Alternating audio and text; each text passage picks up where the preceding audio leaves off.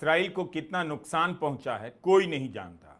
मुख्यधारा के चैनलों पर आरोप लग रहा है कि इसराइल के भीतर जो तबाही हुई है उसकी सही तस्वीर नहीं दिखाई जा रही। इसराइल को अंदाजा नहीं था कि ईरान इस हद तक प्रहार करेगा और तेल अवीव को नुकसान पहुंचा देगा। शुक्रवार को सीएनएन ने अपनी रिपोर्ट में कहा है कि बीरशेवा में माइक्रोसॉफ्ट के दफ्तर को ईरान ने ध्वस्त कर दिया। यह भी लिखा जा रहा है कि इसराइल अपने विमानों को साइप्रस से उड़ा रहा है, तेल अवीव से नहीं। क्या वाकई ईरान ने इसराइल को भारी नुकसान पहुंचाया है या यह भी प्रोपेगेंडा का हिस्सा है, बताना मुश्किल है। इस बीच एक नई खबर यह आई है कि ईरान के अली शमखानी गंभीर रूप से घायल हैं, मरे नहीं हैं, जबकि इसराइल का मीडिया कह रहा है कि शमखानी को मार दिया गया है। इसराइल के प्रधानमंत्री नेतन्याहू कहे जा रहे हैं कि ईरान के सभी परमाणु ठिकानों पर हमला कर देंगे। इनके लिए तो मजाक हो गया है हमले की बात। नेतन्याहू के आगे ग्लोबल लीडर नतमस्तक हुए जा रहे हैं, वरना कोई उनसे पूछता कि जिन जिन देशों के पास न्यूक्लियर प्लांट हैं क्या वहां भी जाएंगे अटैक करने, उनके न्यूक्लियर प्लांट पर भी हमला करेंगे। पता भी है कि न्यूक्लियर प्लांट पर हमला होगा तो कितना खतरनाक परिणाम हो सकता है। इंसान से लेकर पेड़ पौधे पशु पक्षी इन सब पर क्या असर पड़ेगा। रूस के एटॉमिक एनर्जी कॉरपोरेशन के प्रमुख अलेक्सी लिखाचेव ने कहा है कि अगर इसराइल ने बुशहर के न्यूक्लियर प्लांट पर हमला किया तो तबाही मच जाएगी। इस तरह का हमला करके आप अच्छे और बुरे का फर्क मिटा देते हैं। उनका संस्थान हालात पर नजर बनाए हुए है, यहां तक कि ईरान के इस प्लांट पर रूसी विशेषज्ञ भी काम कर रहे हैं। 1986 की घटना है। पूर्व सोवियत संघ के चेर्नोबिल परमाणु प्लांट के रिएक्टर में अचानक धमाका हो गया। आज यह जगह यूक्रेन में है। रिएक्टर के निर्माण और मानवीय त्रुटि के चलते भाप का दबाव इतना ज्यादा हो गया कि रिएक्टर की छत फट गई और भयानक धमाका हुआ। रातों रात प्रिपेयर्ड शहर को खाली किया गया। प्लांट में काम करने वाले कर्मचारियों के अलावा कई बचाव कर्मियों की दर्दनाक मौत हो गई और बहुत से लोगों की सेहत पर इसका बुरा परिणाम पड़ा। 5000 से अधिक लोगों को थायराइड का कैंसर हो गया, 15 लोगों की मौत हो गई। चेर्नोबिल की आबो हवा दूषित हो गई और एक बसा बसाया शहर खंडहर हो गया। माना जाता है कि रिएक्टर के भीतर के रेडियो एक्टिव कोर का 5% हिस्सा बाहर आ गया था। सिर्फ इतने हिस्से से निकला प्रदूषण हवाओं के रास्ते बहता हुआ पूर्व सोवियत संघ के अन्य हिस्सों में फैल गया। यूक्रेन, रूस, बेलारूस तक चला गया। यूरोप के कुछ इलाकों में भी इसका असर हुआ। रिपेयर के काम में जुटे 2 लाख लोगों पर भी रेडिएशन का असर देखा गया। रूस इसलिए बार बार चेतावनी दे रहा है कि न्यूक्लियर प्लांट पर हमला करना ठीक नहीं होगा। रूस के राष्ट्रपति पुतिन ने साफ कह दिया है कि ईरान के न्यूक्लियर प्लांट में जो भी रूसी विशेषज्ञ काम कर रहे हैं वहां से नहीं हटाए जाएंगे। इसका मतलब है कि उधर से चैलेंज आ रहा है कि अगर इस हमले में रूसी नागरिकों को कुछ भी हुआ तो देख लेना। अमेरिका अगर ईरान को कह सकता है कि उसके नागरिकों को कुछ नहीं होना चाहिए, तो क्या रूस इसराइल को नहीं कह सकता? ईरान के पास परमाणु बम है या नहीं, यह सवाल हर दिन बड़ा होता है, उलझ भी जाता है। न्यूक्लियर प्लांट पर बम गिराकर मिलेगा क्या, यह सवाल जुड़ गया है। ईरान के न्यूक्लियर प्लांट पर हमला करने के बाद क्या इसराइल का मकसद पूरा हो जाएगा? नहीं होगा। उसका मकसद यहीं तक सीमित नहीं है। क्या न्यूक्लियर प्लांट पर हमला करने के बाद इसराइल के झूठ का जवाब मिल जाएगा? पहले साबित तो करें कि ईरान के पास बम है या नहीं। बम ना हो गया समोसा हो गया, दोपहर के बाद बम बना लेगा। सीएनएन की पत्रकार हैं क्रिस्टियन अमनपोर। उन्होंने ईरान के उप विदेश मंत्री अब्बास अराकची का इंटरव्यू किया है। अराकची से उन्होंने पूछा कि आपकी सरकार ने 60% एनरिच्ड यूरेनियम का उत्पादन क्यों किया? तो उनका जवाब था, हमने वही किया जो आईएईए के नियमों के अनुसार कर सकते थे। हमारे पास और कुछ नहीं है, कुछ भी गलत नहीं किया है। आईएईए के इंस्पेक्टर तो ईरान आए थे, उनकी अलग अलग रिपोर्ट से इसका सबूत मिल जाता है। 60% एनरिचमेंट पर कोई बैन नहीं, लेकिन इसका इस्तेमाल ईरान पर हमला करने के लिए किया जा रहा है, जिसकी ईरान को आदत पड़ चुकी है। तो इसराइल को बहस में इस बात को लेकर कोई सफलता नहीं मिल पा रही कि ईरान के पास परमाणु बम है या नहीं। वो किसी भी तरह से अपने हमले को उचित नहीं ठहरा पा रहा। बम का समझ आ रहा है ना, नेतन्याहू के बयान किसी को समझ आ रहे हैं। अब इस नेता को कैसे समझा जाए? ना तो कोई पॉलिटिकल साइंस वाला समझ पा रहा है, ना कोई साइकोलॉजी का प्रोफेसर इसे समझ पा रहा है। इनके बेटे ने शादी रोक दी, ये बड़ी कुर्बानी हो गई। यहां 2 साल से बच्चों पर, महिलाओं पर बम गिरा रहे हैं। आज भी गजा में लोग मारे जा रहे हैं और ये शादी रोकने को कुर्बानी बता रहे हैं। क्या यह दुनिया इस हद तक नकारा हो चुकी है कि उसे कुछ समझ नहीं आ रहा? नेतन्याहू किस मिट्टी के बने हैं कि आज अमेरिका भी इनके शिकंजे में जकड़ा नजर आता है? गजा के नरसंहार के दाग के साथ यह कैसा इसराइल बनाना चाहते हैं? क्या इन्हें नहीं पता कि आज न कल नरसंहार की एक एक दास्तान दर्ज होगी, बल्कि इसी समय में दर्ज हो रही है। बार बार ईरान कह रहा है कि बम नहीं बनाया।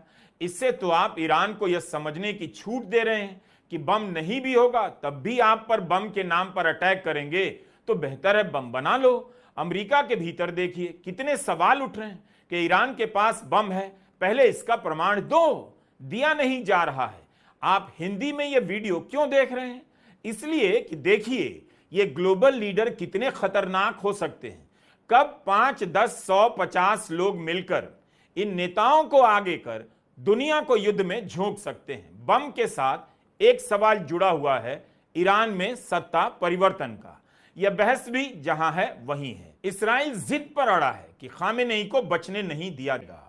भाषा देखिए इसराइल की, कह रहा है आयतुल्लाह अली खामेनेई को जीने की अनुमति नहीं दे सकते, क्योंकि खामेनेई स्वयं आदेश देते हैं कि अस्पताल पर हमला करना है। गजा के अस्पतालों पर हमला करने का आदेश कौन दे रहा था? किसके आदेश से वहां 3 दर्जन से अधिक अस्पतालों को मिट्टी में मिला दिया गया? इराक के शीर्ष शिया धर्मगुरु ग्रैंड आयतुल्लाह अली सिस्तानी ने ईरान के नेतृत्व को निशाना बनाने के खिलाफ चेतावनी दी है। 19 जून को उन्होंने कहा कि ईरान के धार्मिक और राजनीतिक नेतृत्व को निशाना बनाएंगे तो पूरे क्षेत्र में विनाश आ जाएगा। रूस के राष्ट्रपति के प्रवक्ता दिमित्री पेस्कोव ने कहा है, सत्ता परिवर्तन की कोई भी बातचीत कल्पना के परे है। इसके बारे में बात करना भी स्वीकार्य नहीं होगा। रूस और चीन सत्ता परिवर्तन के पक्ष में नहीं है। नेतन्याहू भी बीच बीच में बयान बदलते हैं कि वे सत्ता परिवर्तन नहीं चाहते, लेकिन इस युद्ध का परिणाम यही होगा। इनके रक्षा मंत्री बयान देते हैं कि खामेनेई को जीने का अधिकार नहीं है। सत्ता परिवर्तन को लेकर 100 तरह का प्रोपेगेंडा चल रहा है। एक तरफ यह चलाया जा रहा है ईरान की लीडरशिप को खत्म कर देंगे, दूसरी तरफ यह भी प्रोपेगेंडा चला रहे हैं कि ईरान की जनता मौजूदा नेतृत्व के खिलाफ विद्रोह कर देगी। एक तीसरा प्रोपेगेंडा यह भी चल रहा है कि इसराइल के हमले से घबराकर तेहरान के लोग भाग रहे हैं। तय कर लीजिए, डिसाइड कीजिए क्या कहना है। अगर हजारों लोग तेहरान छोड़कर भाग रहे हैं तो विद्रोह करने की योजना कौन बना रहा है? किससे उम्मीद कर रहे हैं? क्या जान बचाकर भागने वालों से आज सत्ता परिवर्तन की उम्मीद लगाए बैठे हैं? फिर इसराइल ईरान के टीवी चैनलों को क्यों हैक कर रहा है? जब वहां की जनता विद्रोह ही कर रही है तो आप टीवी क्यों हैक कर रहे हैं? मतलब आप ऊपर से बम गिराओ, लोग कमरे में बैठकर टीवी देखेंगे कि इसराइल अभी हैक करेगा और फर्जी प्रदर्शन का वीडियो दिखाएगा और उसे देखकर ईरान के लोग विद्रोह करेंगे। यह तो वैसा ही मामला है कि यूक्रेन पर हमला करने वाला रूस ईरान और इसराइल के हमले में संयम की सलाह दे रहा है। इसराइल का कुछ भी नहीं चल पा रहा सिवाय इसके कि अमेरिका उसके आगे मजबूर हो जाए। उसके पास यही आखिरी उम्मीद है। ईरान के अधिकारी लगातार अमेरिका को टारगेट कर रहे हैं। अमेरिका के खिलाफ ईरान में नारे लगने की खबर है। ईरान में 600 से अधिक लोगों के मारे जाने की खबरें आ रही हैं। जिस तरह से इसराइल के भीतर नुकसान की सही तस्वीर नहीं है, वही हाल ईरान का भी है। फॉक्स न्यूज की एंकर मार्था मैकेलम ने ईरान के शाह के बेटे रजा पहलवी से पूछा कि क्या आप शाह के तौर पर कुछ समय के लिए ईरान लौटने के लिए तैयार हैं? तो रजा पहलवी कहते हैं, मुझे कुछ समय के लिए नेता का रोल अदा करने के लिए टाइटल की जरूरत नहीं। मुझे लगता है लोग मेरी तरफ इसलिए देख रहे हैं क्योंकि वे मुझ पर भरोसा करते हैं। यहां बांग्लादेश की तरह पुलाव भी साथ साथ पक रहा है, लेकिन ईरान में अभी तक बांग्लादेश जैसा कुछ नहीं हुआ। इसीलिए कहा जाता है कि देश कोई भी हो, वहां अगर लोकतंत्र है तो विपक्ष को भी मजबूत किया जाना चाहिए। जहां भी विपक्ष कमजोर हो जाता है, गुलाम हो जाता है, उस देश को, उस लोकतंत्र को हथियारों के सौदागर आलू बैगन का भरता बना देते हैं। जनता की हालत खराब हो जाती है। 20-20 साल से एक पार्टी का राज चला आ रहा है।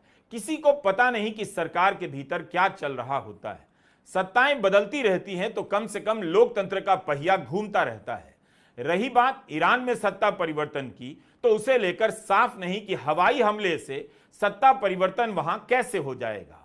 अगर ईरान की सत्ता को इस्राइल हटा देता है तो कैसे भरोसा किया जाए कि वहां के हालात इराक, सीरिया, अफगानिस्तान और लीबिया से अलग होंगे, बेहतर होंगे? इनमें से किस देश में स्थिति बेहतर हो गई? ईरान और इस्राइल के बीच उस झगड़े को आप यह मत समझकर देखिए कि कोई जटिल मामला है, बिल्कुल नहीं। इंटरनेशनल पॉलिटिक्स है, समझ नहीं आएगी ऐसा मत सोचिए। जैसे बाहुबली आपके जिले में प्लॉट कब्जा लेते हैं और आप दशकों मुकदमा लड़ते हुए इस दुनिया से चले जाते हैं, इससे ज्यादा का मामला यह नहीं। अब पता चल रहा है कि दुनिया में सैनिक क्षमता का डंका बजवाने वाला देश इस्राइल अपने सैनिक ठिकाने कहां बनाकर बैठा है? आम लोगों के मोहल्लों में, अस्पतालों के बेसमेंट में, ताकि जब इन पर हमला हो तो नागरिकों पर हमले के बहाने हल्ला किया जा सके। नागरिक की सुरक्षा के लिए सैनिक ठिकाने बनाए जाते हैं। ऐसा लग रहा है कि इस्राइल में सैनिकों की सुरक्षा के लिए नागरिक ठिकाने बनाए गए हैं। कोई दलील उसकी जम नहीं रही, सिवाय इसके कि हम दादा हैं, हमको बम मारने का मन किया है तो हम मारेंगे। अब इन पर आइए, आप हैं अमेरिका के राष्ट्रपति, क्या वाकई आपसे फैसला नहीं हो पा रहा कि ईरान पर हमला करना है या नहीं? कहीं यह भी कोई नया झांसा तो नहीं कि 2 हफ्ते बाद हमले को लेकर फैसला लेंगे, ताकि बाद में कह सकें कि हमने बातचीत का प्रयास किया, समय लिया, तो अब हमला कर रहे हैं। इस्राइल अपनी योजना पर दशकों इंतजार कर सकता है, 2 सप्ताह और इंतजार कर लेगा, लेकिन 2 सप्ताह में क्या बदल जाएगा? 2 साल से गजा में नरसंहार चल रहा है, अमेरिका से तो रोका नहीं गया, आज भी हर दिन गजा में हत्याएं हो रही हैं। तो इस 2 हफ्ते में बातचीत से क्या निकल जाएगा? क्या अमेरिका अपनी शर्तों को छोड़ देगा? ईरान कैसे मान लेगा कि वह नागरिक इस्तेमाल के अपने न्यूक्लियर प्लांट को बंद करने जा रहा है? अच्छी बात है कि ट्रंप अपने विकल्प खुले रखना चाहते हैं, लेकिन इस 2 हफ्ते में क्या बदल जाएगा जो 2 साल से नहीं बदल सका है? 20 जून को ईरान के विदेश उपमंत्री अब्बास अराकची ब्रिटेन, फ्रांस और जर्मनी के विदेश मंत्रियों से मिलने वाले हैं। जिनेवा में होने वाली इस मुलाकात में अमेरिका या इस्राइल की तरफ से कोई प्रतिनिधि शामिल नहीं होगा। इस बैठक के एक दिन पहले ब्रिटेन के विदेश सचिव डेविड लेमी ने अमेरिका के विदेश सचिव और मध्य पूर्व के प्रतिनिधि स्टीव विटकॉफ से मिलने के बाद कहा कि डील के माध्यम से इस टकराव को बढ़ने से कैसे रोका जाए, इस पर बातचीत हुई। मध्य पूर्व में स्थिति नाजुक है, हम इसे लेकर प्रतिबद्ध हैं कि ईरान के पास कभी परमाणु हथियार ना हो। अगले 2 हफ्ते में कूटनीतिक हल हासिल कर पाने की एक खिड़की खुली है।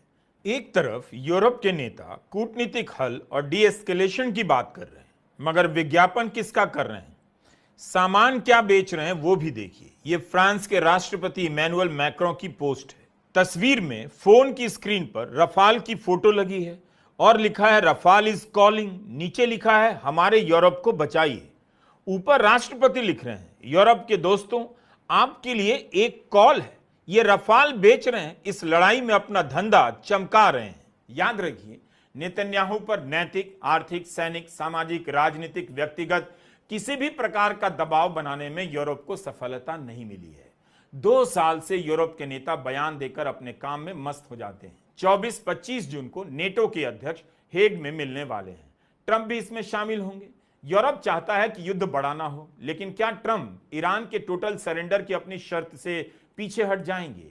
उनके कंफ्यूज होने को लेकर अमेरिका में आलोचना हो रही है कि खुद को निर्णायक फैसला लेने का दम्भ भरते हैं, मगर फैसला नहीं ले पा रहे। अमेरिकी मीडिया में उनके कई बयान चलाए जा रहे हैं, जिनमें ट्रंप अलग अलग समस्याओं के बारे में कहते हुए सुने जा सकते हैं कि 2 हफ्ते में ये कर देंगे, 2 वीक्स में वो कर देंगे। ट्रंप को समझना होगा कि हर किसी के बस की बात नहीं कि रात 8 बजे टीवी पर आए और नोटबंदी की घोषणा कर दी। आज तक किसी को पता नहीं चला नोटबंदी से मिला क्या। व्हाइट हाउस के प्रेस सचिव कैरोलाइन लेविट ने 19 जून की अपनी प्रेस वार्ता में कहा कि इस बात के आसार हैं कि ईरान और अमेरिका के बीच बातचीत हो सकती है। ईरान के पास जिनेवा में फ्रांस, जर्मनी के विदेश मंत्री की बात होने वाली है। पहले से पता है कि उसमें कोई हल नहीं निकलेगा। Now, regarding the ongoing situation in Iran, I know there has been a lot of speculation amongst all of you in the media regarding the president's decision-making and whether or not the United States will be directly involved. In light of that news, I have a message directly from the president, and I quote, "Based on the fact that there's a substantial chance of negotiations that may or may not take place with Iran in the near future. I will make my decision whether or not to go within the next 2 weeks. That's a quote directly from the president for all of you today. Trump 2 हफ्ते इंतजार करने की बात कर रहे हैं। ठीक 1 हफ्ता पहले इसराइल ने ईरान पर हमला कर दिया और उसके शीर्ष अधिकारियों को मार डाला। पहले दिन जानकारी आई कि अमेरिका इस हमले में शामिल नहीं है और ट्रंप को इसके बारे में जानकारी नहीं थी, लेकिन उनके बयानों से बहुत जल्द यह साफ हो गया कि वे शुरू से ही इस हमले के बारे में सब कुछ जानते थे। हमला हो जाने के बाद 60 दिन की डेडलाइन की बात करने लगे। ईरान का मामला है, इसलिए उनकी यह बात बिना चुनौती के स्वीकार कर ली गई, जबकि बातचीत से पहले 60 दिन की डेडलाइन की बात नहीं की गई थी। दुनिया में कौन सा देश इस तरह किसी देश के साथ बातचीत करता है कि 60 दिनों में डील नहीं हुई तो उसका दोस्त आकर उस पर बम गिरा देगा? कभी सुना है आपने ऐसा? रॉयटर्स में एक रिपोर्ट आई है, इसमें बताया गया है कि 13 मई को ट्रंप ने सऊदी अरब के इन्वेस्टमेंट फोरम में कहा कि ईरान को परमाणु डील पर अभी फैसला लेना होगा। अभी इसी समय हमारे पास इंतजार करने के लिए बहुत समय नहीं है, चीजें बहुत तेजी से बदल रही हैं। हम कभी अमेरिका और उसके दोस्तों को आतंक या परमाणु हमले की धमकी देने की इजाजत नहीं देंगे। अमेरिकी सरकार के 2 अधिकारियों ने रॉयटर्स को बताया कि ट्रंप पहले ही जानते थे कि ईरान पर कभी भी हमला हो सकता है और वो उसे रोकने के लिए कुछ खास नहीं कर सकेंगे। सूत्रों के आधार पर छपी इस रिपोर्ट में बताया गया है कि मई के मध्य तक अमेरिकी सेना ने इसे लेकर प्लान बनाना शुरू कर दिया था कि इसराइल को ईरान पर हमले में अमेरिका की मदद की जरूरत पड़ सकती है। यहां तक कि अमेरिका अपने हथियार यूक्रेन से हटाकर मिडिल ईस्ट की तरफ ले आया था। अमेरिका में घमासान विरोध हो रहा है कि ट्रंप ईरान के खिलाफ युद्ध ना करें। अब ट्रंप को यह भी बताना चाहिए, ईरान पर हमला करेंगे तो अमेरिका का कितना ट्रिलियन डॉलर खर्च हो जाएगा। पहले हिसाब कैसे लगा लिया करते थे कि इराक युद्ध में अमेरिका का 9 ट्रिलियन डॉलर खर्च हुआ है, तो इस 2 सप्ताह में इसका भी हिसाब निकाल सकते हैं। किसी को पता नहीं कि तुरंत सरेंडर की बात करने वाले ट्रंप ने 2 सप्ताह का समय क्यों लिया। बड़ा सवाल है कि बिना अमेरिका के इसराइल कब तक इस युद्ध में टिका रहेगा। सबको पता है ट्रंप की घोषित नीति है कि अमेरिका अब युद्ध नहीं करेगा, वरना उन्हें फैसले लेने में इतना समय नहीं लगता। ट्रंप डील की कोशिश करते हैं तो इसराइल डील से पहले हमला कर देता है। ऐसा लगता है कि इसराइल अमेरिका को चला रहा है। अमेरिका के सेनेटर हैं बर्नी सैंडर्स, उन्होंने कहा कि बेन्यामिन नेतन्याहू अमेरिका के राष्ट्रपति नहीं हैं। गजा पर बम गिराते गिराते इसराइल की अर्थव्यवस्था कमजोर तो पड़ गई होगी। उसने खुद अपने जहाजों को साइप्रस में पार्क किया है और तेहरान के आसमान को कंट्रोल में करने का दावा करता है, लेकिन खुद अपने आसमान में अपने जहाज को उड़ा नहीं पा रहा। यह भी कहा जा रहा है कि अगर ट्रंप ने फैसला कर लिया और ईरान के फोर्डो पहाड़ी के ऊपर बंकर बस्टर भेजने से भी न्यूक्लियर प्लांट नष्ट नहीं होता है, अमेरिका सफल नहीं होता है, तब अमेरिका क्या करेगा? इन वजहों से भी ट्रंप पर दबाव बढ़ रहा है कि वे इसराइल के मसले से दूर रहें। इसराइल का अमेरिका में कितना प्रभाव है, इस बात से भी पता चलता है कि विरोधी दल यानी डेमोक्रेट के सीनियर नेता चक शूमर भी जल्दी हमला नहीं करने के लिए ट्रंप की आलोचना कर रहे हैं। 2 हफ्ता पहले एक वीडियो जारी किया जिसमें ट्रंप की निंदा कर रहे थे कि वे ईरान पर कभी सख्त होते हैं, कभी पीछे हटते हैं, कभी साइड डील की खबरें आने लगती हैं। ट्रंप को चुनौती दे रहे हैं कि ईरान को छूट नहीं मिलनी चाहिए। उन्होंने मांग की है कि डील की सारी जानकारी सार्वजनिक होनी चाहिए और कोई साइड डील नहीं होनी चाहिए।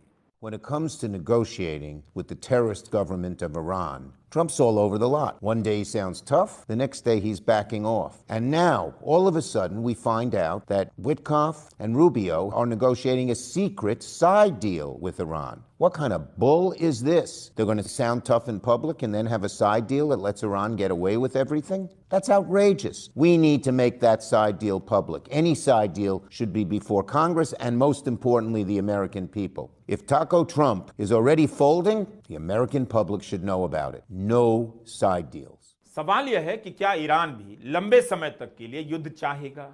ईरान की आबादी फ्रांस, जर्मनी, स्पेन से ज्यादा है। 9 करोड़ की आबादी है ईरान की, इसराइल की 1 करोड़। तो इसराइल के लिए एक झटके में ईरान को मिटा देना आसान नहीं। लेकिन क्या ईरान लंबी लड़ाई की हालत में है? कूटनीतिक रास्ता है, मगर किसी की विश्वसनीयता नहीं। कोई नेता, ग्लोबल लीडर इतना भरोसे लायक नहीं। कुल मिलाकर किसी के पास ठोस जवाब नहीं। आसमान में उड़ती मिसाइलें देखकर लोगों को लगता है कि यह किसी वीडियो गेम जैसा है, लेकिन असल में ईरान और इसराइल दोनों पर इस हमले का अलग अलग प्रभाव दिखाई दे रहा है। वॉशिंगटन पोस्ट ने इसे लेकर विस्तृत रिपोर्ट की है। हमले की शुरुआत से पहले ईरान के पास 2000 मिसाइलों का भंडार था। 13 जून के हमले में इसराइल ने ईरान की काफी मिसाइलों को नुकसान पहुंचाया और कई लॉन्चर भी ध्वस्त कर दिए। इसराइल के हमले के जवाब में ईरान ने पहली रात 150 मिसाइलें लॉन्च की, मगर हमले के 4 दिनों बाद दोपहर के हमले में सिर्फ 10 मिसाइलें लॉन्च की। जबकि पिछले साल अक्टूबर के हमले में ईरान ने पहली रात 200 मिसाइलें इसराइल पर दाग दी थीं। ईरान के सामने चुनौती बहुत बड़ी है। उसके पास सीमित संख्या में मिसाइलें हैं जिन्हें उसे देर तक चलाना है। ईरान के मिसाइलों का रिकॉर्ड है कि वे अक्सर अपना निशाना चूक जाती हैं। इसका मतलब है कि जितनी मिसाइलें बाकी हैं उनमें से कुछ बेकार हो जाएंगी और कईयों को इसराइल रोक भी देगा। दूसरी तरफ इसराइल के लिए भी इस हमले से बचाव करना आसान नहीं। ईरान के हमले को रोकने में इसराइल हर रात $285 मिलियन खर्च करता है। अगर अमेरिका ने उसे नई सप्लाई नहीं दी या फिर खुद इस हमले में शामिल नहीं हुआ और अगर ईरान ने इसी तरह हमला जारी रखा तो 10-12 दिन से ज्यादा इसराइल उसका सामना नहीं कर पाएगा। अभी से ही उसका रक्षा तंत्र कमजोर पड़ने लगा है। 7 दिन हो गए, ईरान ने अभी तक स्ट्रेट ऑफ होर्मुज बंद नहीं किया, पर बंद करने की खबरें आती रहती हैं। अगर बंद कर दिया तो तेल के बढ़े हुए दाम कुछ आप लोगों को भी देने पड़ेंगे। जो इस वक्त वीडियो देख रहे हैं हमारा, आप ईरान के साथ हैं या इसराइल के साथ हैं, इससे कोई फर्क नहीं पड़ता। आपको तेल के बढ़े हुए दाम के साथ रहना ही होगा और अपनी जेब ढीली करनी पड़ेगी। अभी तक यही समझ में आ रहा है, अमेरिका या तो मन बना चुका है या फिर ईरान पर हमला करने के लिए उलझन में होने का नाटक कर रहा है। ईरान के लिए अमेरिका के दोनों प्रकार के मूड को समझना अब मुश्किल नहीं होना चाहिए। एक बार धोखा खा चुका है, डील के नाम पर बातचीत में उलझा रहा, पीछे से अटैक हो गया। तो ईरान सिर्फ इतने भर से शांत नहीं पड़ेगा कि ट्रंप 2 सप्ताह बाद फैसला लेंगे। कभी भी कुछ भी हो सकता है। नमस्कार।